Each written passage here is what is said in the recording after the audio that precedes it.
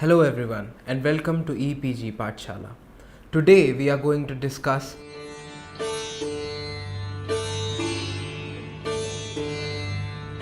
the present lecture is a part of a paper Media and Globalization. The lecture deals with the conceptual understanding of regulation and self-regulation.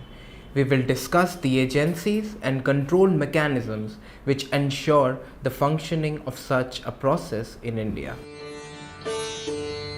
In the lecture, we will understand the meaning of regulation and self-regulation and how regulation has moved to self-regulation in the Indian media scenario.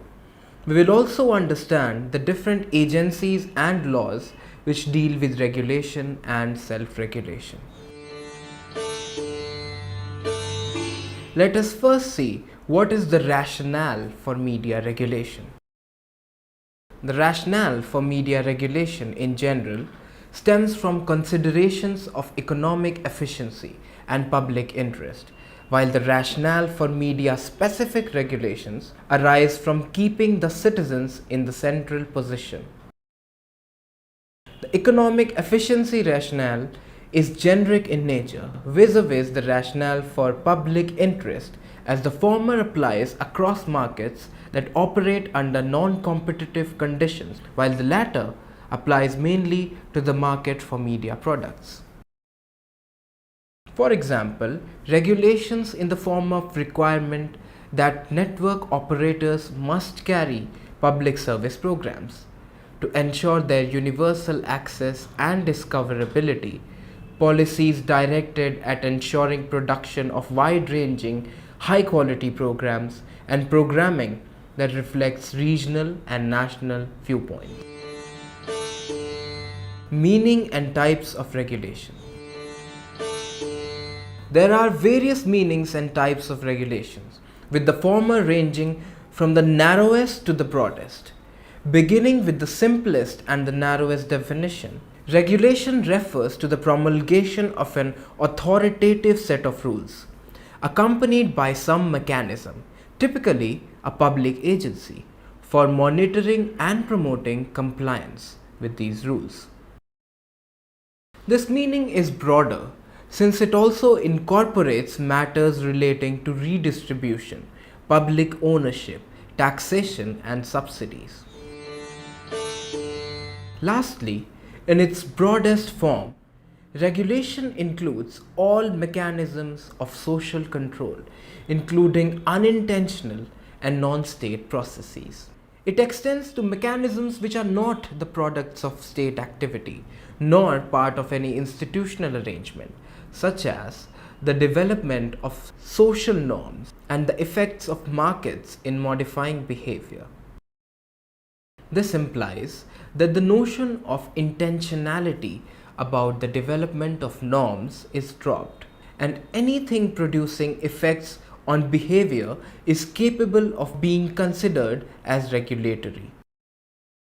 Moreover, it tends to include various activities which may involve legal or quasi-legal norms, but without mechanisms for monitoring and enforcement. Secondly, it refers to all the efforts of state agencies to steer the economy. There are, in general, 4 types of regulation. First is complete regulation. Media is accorded no freedom, and the government actively vets its contents and can ask for amendments in media reports. This is the practice in Turkey, UAE, and China. Second is co-regulation. In this case, a non-state regulatory system links up with state regulation, similar to what Australia had much earlier. Third is statutory regulation. The state, by way of statutes, administers and enforces specified regulations. The Press Council Act in India being an example of this type of regulation. And lastly, self-regulation. Regulations which are administered and enforced by the entities themselves through internal policies. The Press Council of India, for instance, has a limited role, and therefore India is often listed under the self-regulation category. Complete regulation and co-regulation categories allow for governments to frame regulations pertaining to reporting by media so as to serve their own convenience. In addition, the concerned officials are under no obligation to provide any explanation or interpretation as to why certain news is regulated. This creates a situation wherein the journalists may have no idea what is permissible and what is not permissible. Self-regulation implies that the working body comes up with its own rules and regulations and involves self-monitoring of the work which one does. The press councils in the mainstream European Union member countries can be cited as an example of this type of regulation.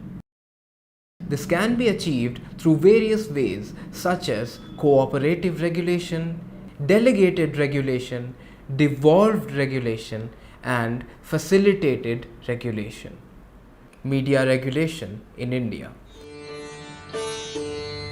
Mass media laws in India have a long history and are deeply rooted in the country's colonial experience under the British rule. The earliest regulatory measures can be traced back to 1799 when Lord Wellesley promulgated the press regulations. Initially, it was considered that the press should not be given complete freedom since it could generate mischief afterwards. Hence, a need for a correctional mechanism was felt. The idea of regulation arose from that logic. The date 26th of January 1950, besides being of great importance in the history of India, as on that day the constitution of the country came into force, is also a significant date in the history of media regulations. Being under the British Raj for a little less than 9 decades, the Indians understood very well the critical importance of the freedom of press. This was therefore sought to be ensured through an indirect manner by way of the Article 19(1)(a) in the Constitution, which guaranteed freedom of speech and expression. Here, it is relevant to point out that this freedom is not absolute, and under certain conditions that are explicitly mentioned, curbs can be imposed on the freedom of speech and expression. This was followed by the Press Objectionable Matters Act of 1951, the Newspaper Prices and Pages Act of 1956, and the Press Council Act of 1978. The broadcast media was also under complete monopoly of the Government of India. Private organizations were involved only in commercial advertising and sponsorships of programs. However, in Secretary Ministry of Information and Broadcasting versus Cricket Association of Bengal, the Supreme Court clearly differed from the monopolistic approach of the government and emphasized that citizens had the right to telecast and broadcast any important event through electronic media, television, or radio. It also ruled that the government had no monopoly over electronic media, since there was no mention of such monopolistic power of the government anywhere in the Constitution or in any other law prevailing in the country. The Supreme Court judgment in a 1995 case read, "There is no doubt that since the airwaves or frequencies are a public property and are also limited, they have to be used in the best interest of the society. And this can be done either by a central authority by establishing its own broadcasting network or regulating the grant of licenses to other agencies, including the private agencies. The right to use the airwaves and the content of the programs, therefore, needs regulation for balancing it and as well as to prevent monopoly of informations and views relayed, which is a potential danger flowing from the concentration of the right to broadcast or telecast in the hands either of a central agency or a few private affluent broadcasters." This judgment was an important one from the viewpoint of the current position of broadcast media. It recognized the need for regulation inter alia to prevent monopoly-like situations, thus facilitating the entry of smaller private players. The judgment was hailed by media activists who recognized the fact that it would promote community and alternative media, which would be independent of government monopoly. The judgment also took a dim view of the delay on the part of the government in formulating an appropriate policy. As stated earlier in the lecture, prior to the impact of globalization, the mass media was wholly controlled by the government, which let the media project only what the government wanted the public to see and in a way in which it wanted the public to see it. Communication was mainly in the form of national media, both public and private, in India and abroad. The broadcast media was under complete monopoly of the government of India.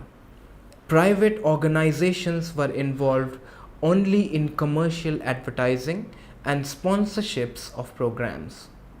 With the onset of liberalization and privatization in the 1990s and the subsequent trend of globalization, the situation underwent a humongous change.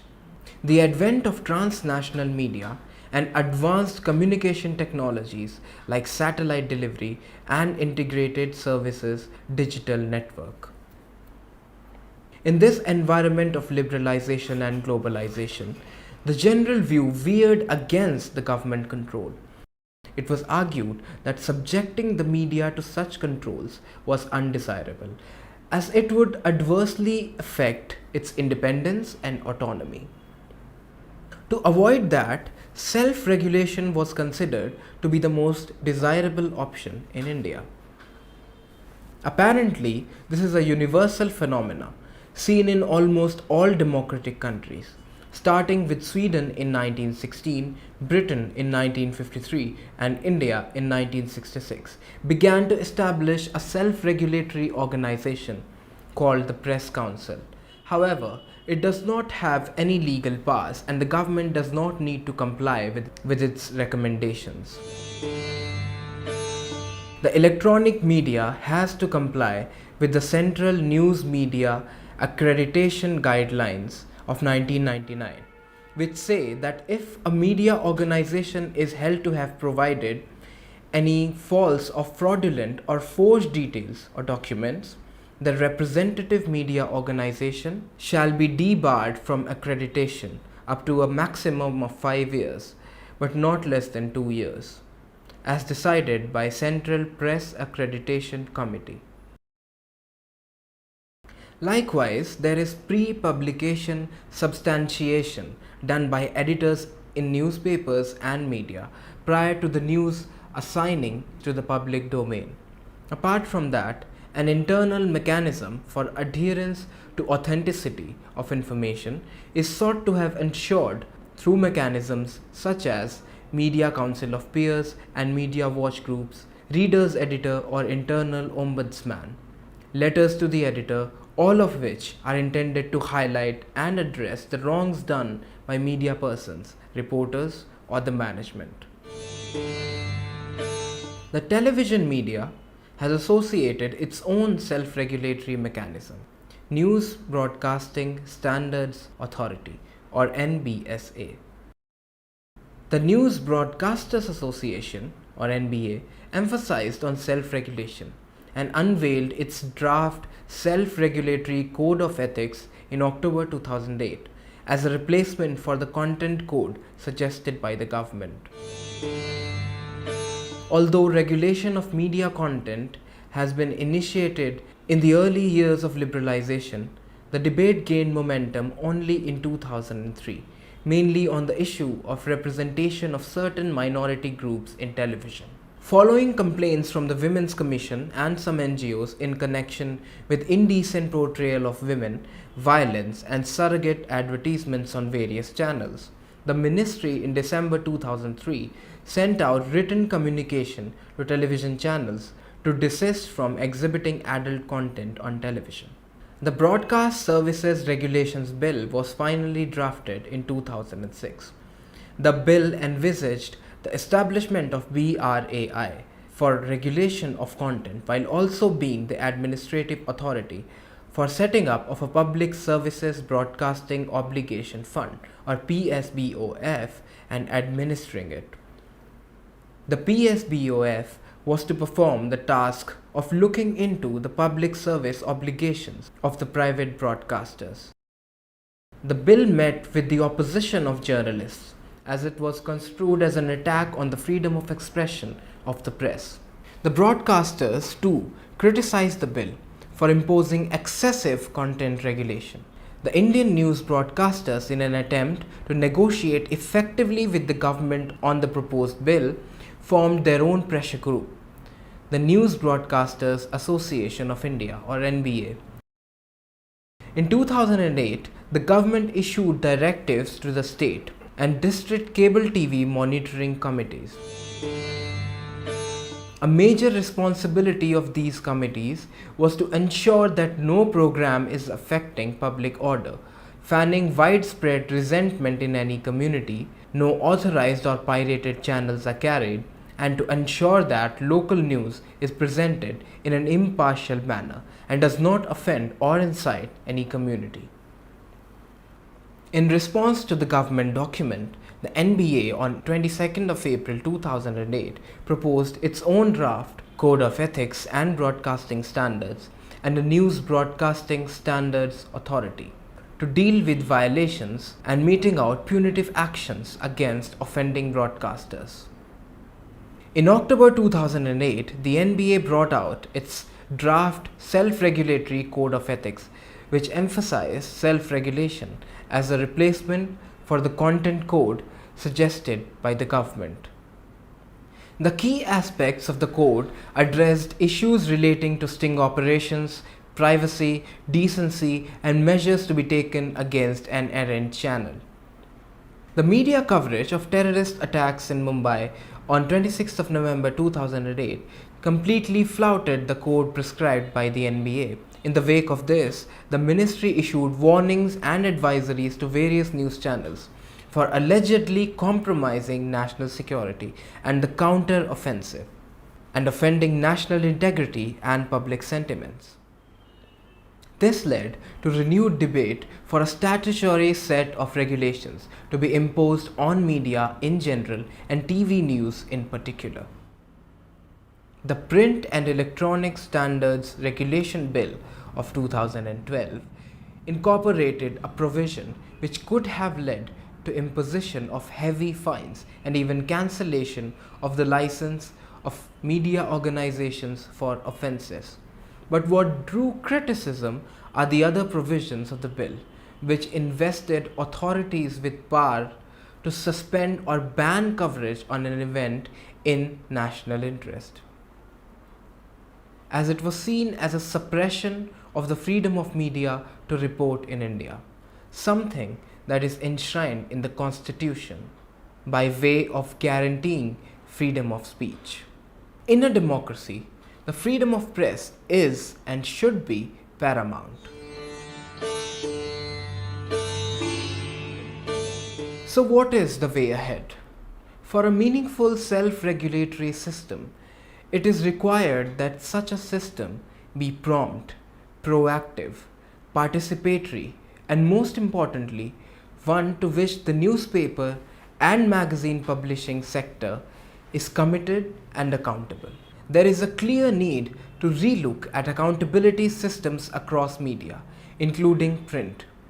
It is the need of the hour to draft a common code of conduct for journalists, reporters, and editors, separately taking ideas from working journalists across print, TV, and web, retired veteran journalists, and those affiliated with media.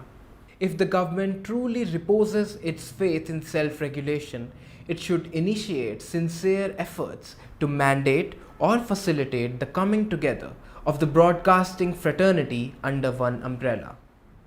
Through consensus, the government should formalize the self-regulatory code and penalties, and bring in a provision bestowing some sort of legal recognition to the decisions of self-regulatory bodies, thereby limiting the applicability of extant laws and by prescribing some minimum standards to be followed by them. Essentially, media accountability through self-regulation can be achieved when reporters and management unite to frame norms of journalistic conduct, thereby assuring that these rules are complied with. Important regulatory institutions. Let us now look at some of the important regulatory institutions. The Ministry of Information and Broadcasting is vested with the powers to frame the laws and rules and regulations pertaining to the press, broadcast media, and films. The responsibility of administering the same also lies with the MIB.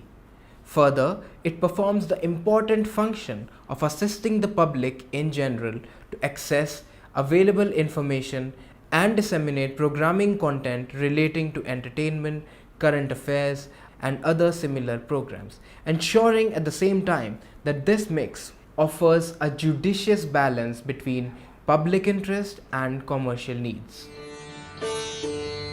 It also serves as a channel for promotion of international cooperation in the areas of film and broadcast media. The Interministerial Committee constituted by it investigates any complaints in respect of violation of programming and advertising codes. MIB is also entrusted with the task of dispensing licenses, Internet Protocol television, linkage with transmission equipment, satellites, and the apparatus used for transmitting content. The Telecom Regulatory Authority of India, or TRAI, is endowed with the powers to regulate telecom services and the fixing or revising of tariffs in the respect of these services. The TRAI came into existence as a result of the enactment of the Telecom Regulatory Authority of India Act of 1997.